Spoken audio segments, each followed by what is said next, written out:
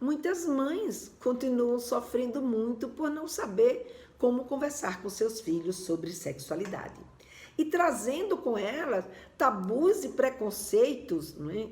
E muitas vezes mitos que, em vez de juntar essa mãe com seus filhos, em vez de fazer com que essas mães ajudem os seus filhos a entender melhor o que está acontecendo com ele e fazer com que eles saibam como lidar com essas novas sensações, com as curiosidades, com as dúvidas, com as emoções que eles estão vivendo, muitas vezes por não saber como é que aquilo acontece, né? Ou seja, como é que a sexualidade se desenvolve na vida dos seus filhos, e por trazer conceitos de que isso talvez não fosse algo para estar acontecendo com seu filho ou com a sua filha, a conduta desses pais e dessas mães acabavam sendo condutas completamente inadequadas para ajudar o seu filho a viver e conviver com esse tipo de situação. Então, a conversa de hoje aqui é exatamente para a gente entender isso. Mas por que esses mitos atrapalham a nossa conversa com os nossos filhos? Por que se eu acredito que falar de sexualidade tira a pureza da minha criança, por que isso pode afastar? E por que eu estou chamando isso de mito? Então, a resposta aqui, falar de sexualidade tira a pureza da sua criança, isso é mito ou é verdade? Então, isso é um mito, porque tirar a pureza da criança não vai. Primeiro, porque falar de sexualidade não é a gente falar de sexo, ou não é só a gente falar de sexo, né? Falar de sexualidade é falar de várias questões que estão ligadas ao desenvolvimento pessoal dessa criança ou o desenvolvimento pessoal desse adolescente. Então, por exemplo, quando a criança pergunta para você, mãe, como é que como é que o bebê foi parar na barriga da mãe? Por exemplo, ela está perguntando sobre algo que a gente entende como parte da sexualidade. Isso é sexualidade. Quando a criança pergunta como é que ela nasceu, isso é parte da sexualidade, isso é sexualidade. Quando a criança pergunta, eu sou menino, eu sou menina, isso é sexualidade. Então, o que a gente vai ver é que falar de sexualidade não está ligado só ao ato sexual, mas está ligado ao desenvolvimento, né, dessa função e do nosso papel para lidar com essa função. Então, falar de sexualidade é falar de várias questões que que fazem parte, né, desse desenvolvimento da criança.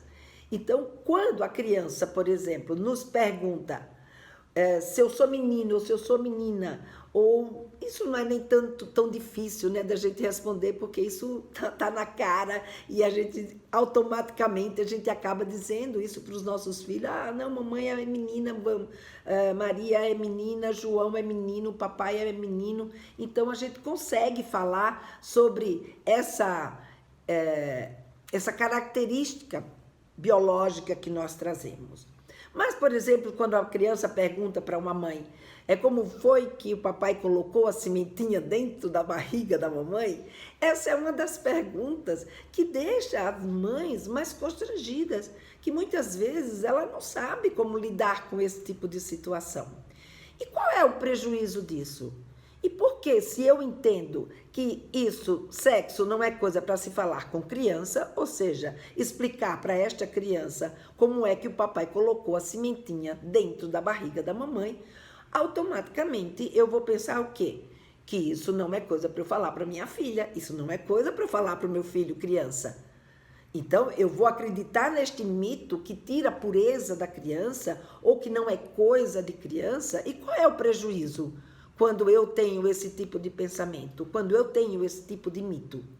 O prejuízo é que a criança vai perceber que esse é o tipo de assunto que ela não pode falar comigo, ela não pode falar com a mãe dela, Por quê? Porque a mãe dela disse que isso não era coisa de criança, ou disse que ia responder, mas não respondeu, ou essa mãe tem um comportamento que fica bravo, dá uma bronca, ou diz coisas de um jeito que a criança percebe que a mãe não está confortável para responder aquele tipo de pergunta.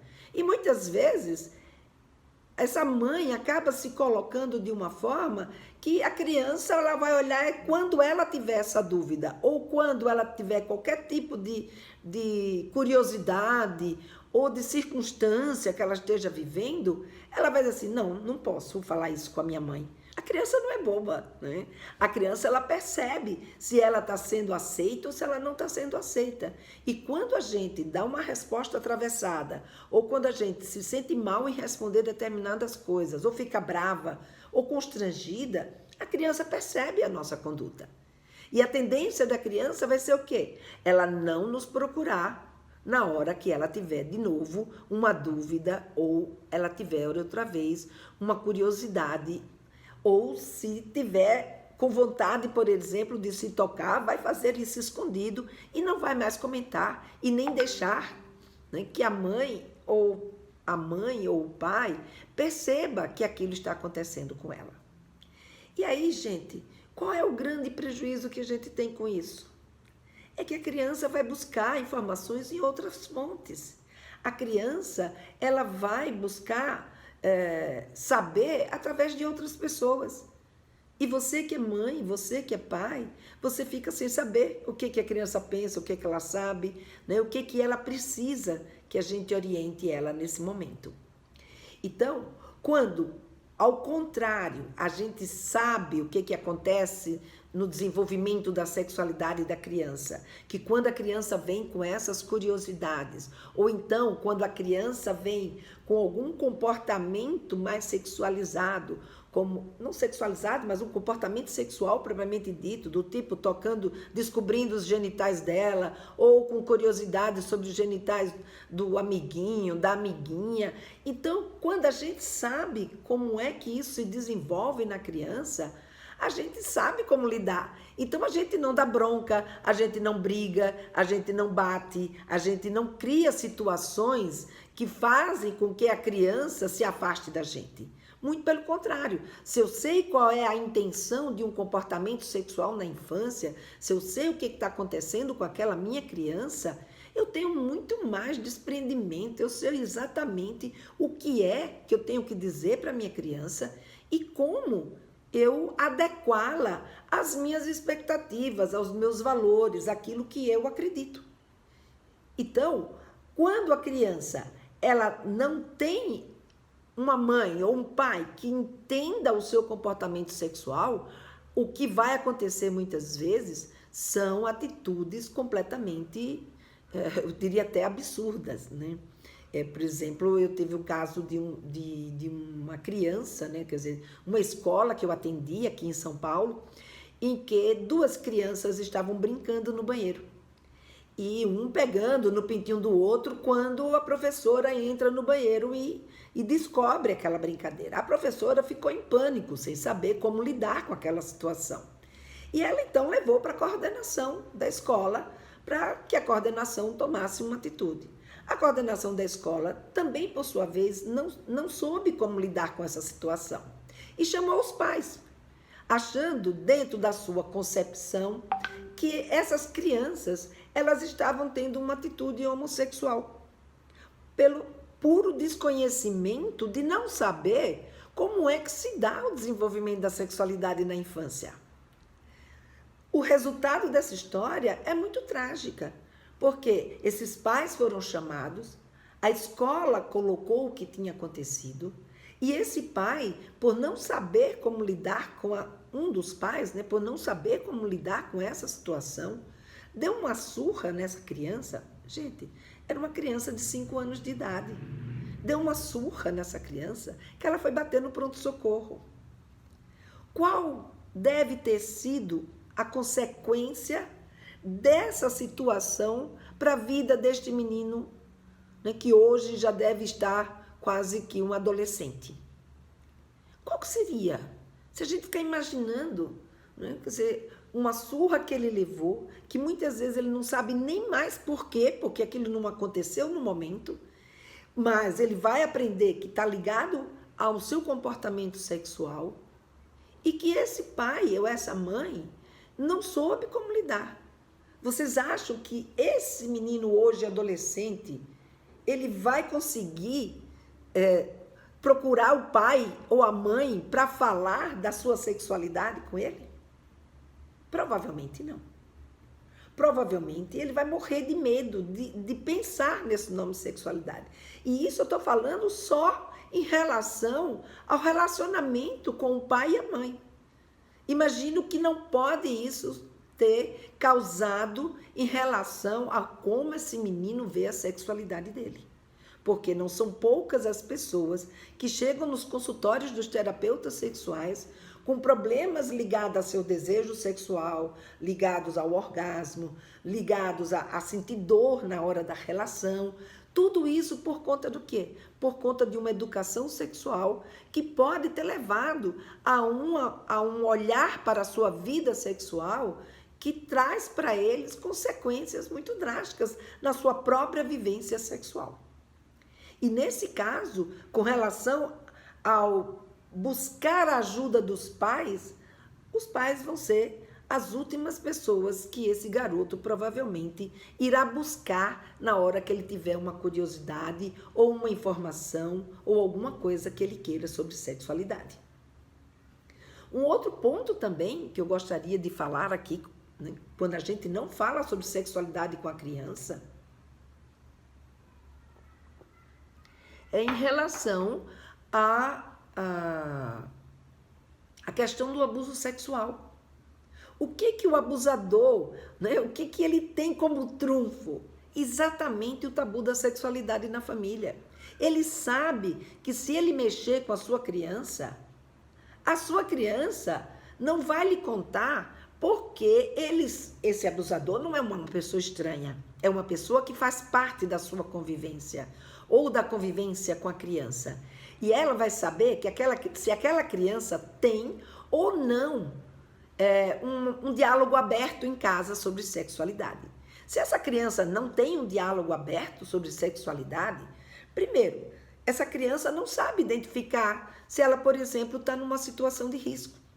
Se aquela pessoa que tocou no corpo dela tem o direito ou não de tocar no corpo dela.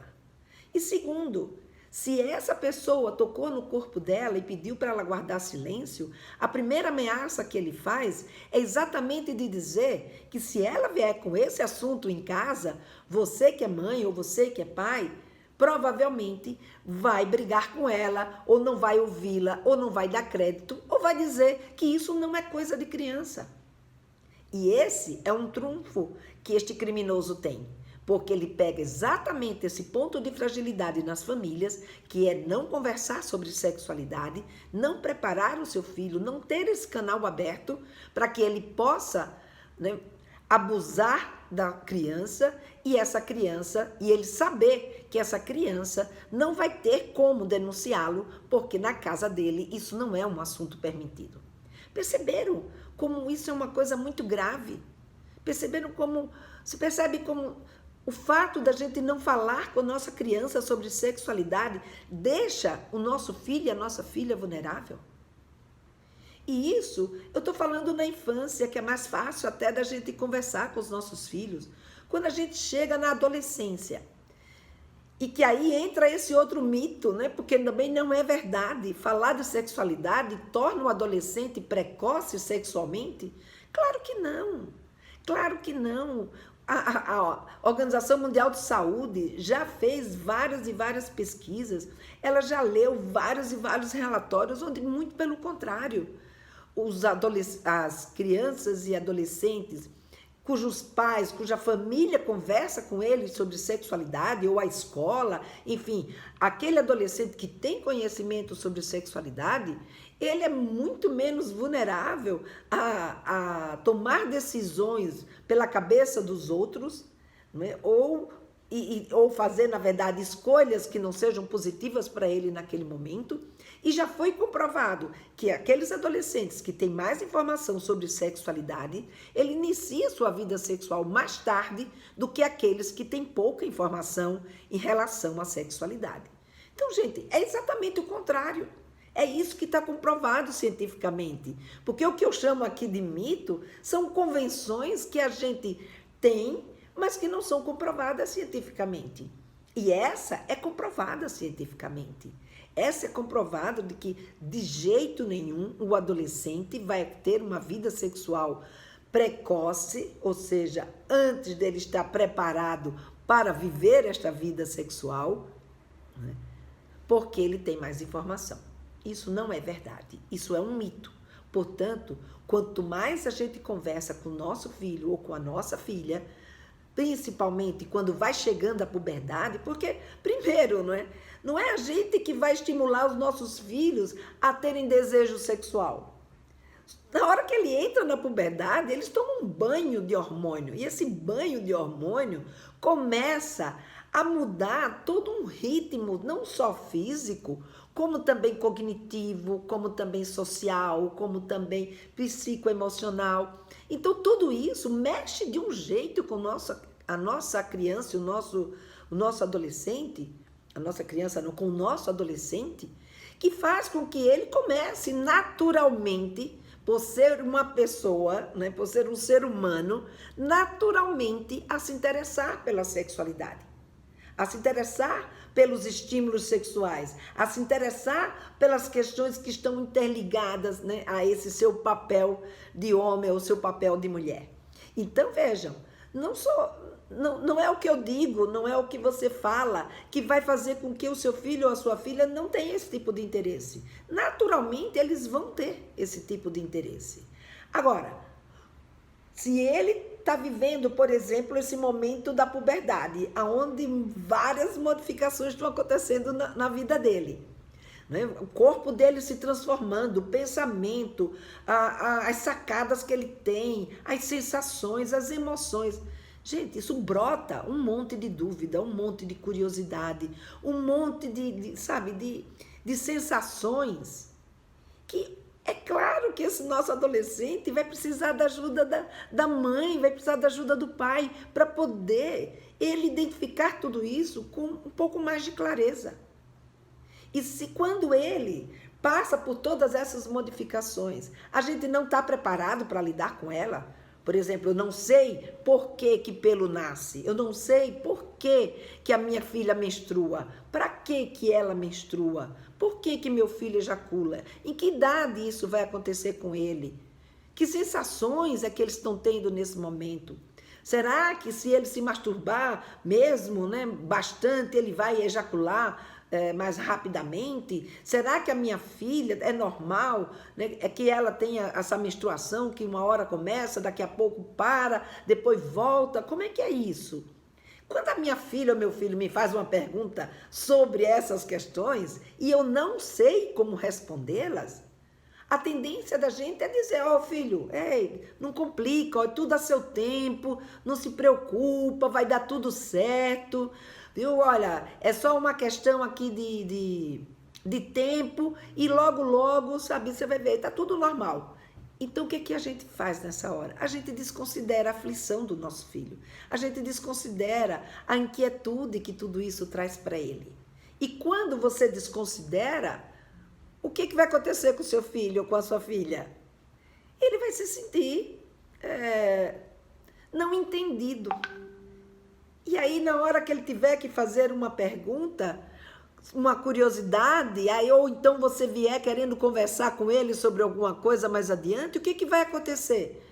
Ele não vai se sentir seguro, ele não vai se sentir acolhido. Então, provavelmente, vai haver um distanciamento, e quando ele tiver esse tipo de preocupação ou quiser esse tipo de informação, ele vai buscar aonde? Com outras pessoas. Muitas vezes com os amigos que pensam muito parecido com eles. E aí o que vai acontecer? Eles vão ficar vulneráveis. Porque você imagina o que ele sabe, a estrada que ele percorreu até agora não dá a ele condições de tomar atitudes assertivas e entender o mundo ou os fatos exatamente da forma que aqueles fatos são. Porque muitas vezes, peraí, deixa eu só ver aqui que tem uma... Vou atualizar aqui para poder ela continuar.